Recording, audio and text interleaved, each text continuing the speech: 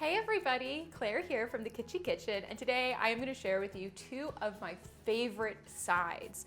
These are so delicious, oh my goodness. There's one that's vaguely healthy and one that's like definitely not, but so good. Guess which one's my favorite? So the first one is inspired by my favorite soup.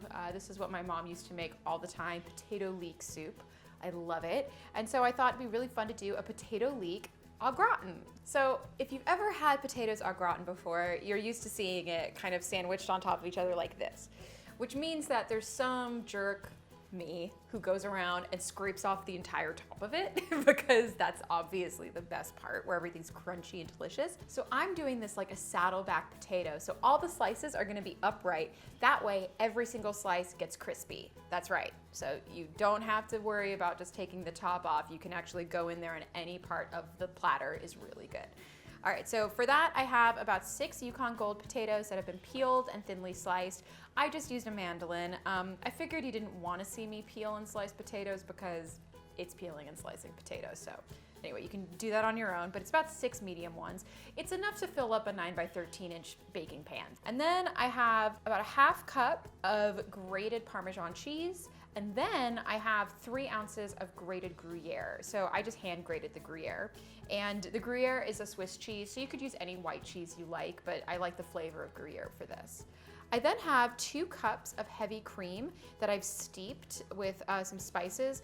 You don't have to steep them, but you know, why not? I think it tastes really good. So in this I have a little bit of bay leaf, parsley, some chili flake, and some whole black peppercorns. And then I have 1 large leek that I've broken down. So what I did here was I halved it and washed it, and then I'm gonna cut this down to like little quarter sizes so it can go in the mix really well. The healthier thing I'm doing is maple roasted yams. These are so good, and I'm just gonna drizzle them with a little bit of creme fraiche, some pomegranate seeds, fresh parsley. It's really bright and beautiful, and if you're looking for something that's a little different, a little more modern, a little lighter, for a sweet potato dish, this one is really fabulous. All right, well, let's get started. This one's a little more involved, so I'm gonna start with that. So the first thing I'm going to do is strain the steeped cream. This is just to catch all the business that I've steeped it with. Now I'm going to prep the leeks. So now I'm just gonna cut these into thinner slices. All right, in it goes. And last, I'm gonna add about half of the cheese, a nice big pinch of salt, and then some black pepper. So now I'm just gonna stir all of this together. Just try to get everything coated with cream. That's the main thing. So I have a 9 by 13 inch pan here, and it is very well buttered. So I'm gonna start laying in the potatoes. So I'm doing this by just grabbing like a little stack and putting them in the corner here. And you wanna try to just make sure that each stack has like a nice amount of like cheese, some of the leeks in there. Want to make sure there's a nice mix of business because that's all the fabulous flavor. So once you get your potatoes laid into the pan, you have all this beautiful cream left over, so I'm just pouring it right on top. My potatoes are in the pan, ready to go in the oven. They're gonna bake at 400 degrees for about 30 minutes with some foil on top, so I'm gonna get that ready. And then after that 30 minutes, I'm gonna take the foil off, bake it for another 30, and then I'm gonna finish it with the cheese and continue baking basically until the potatoes are cooked through and the cheese is bubbly and golden brown. So that's about another 30 minutes. It takes a while to cook, but your kitchen will smell ridiculous and they taste so good.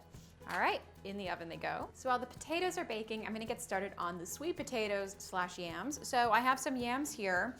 I then have about a ¼ cup of maple syrup. Honestly, this is kind of one of those like however much you wanna do kind of situations, but I usually do about equal parts maple syrup to olive oil.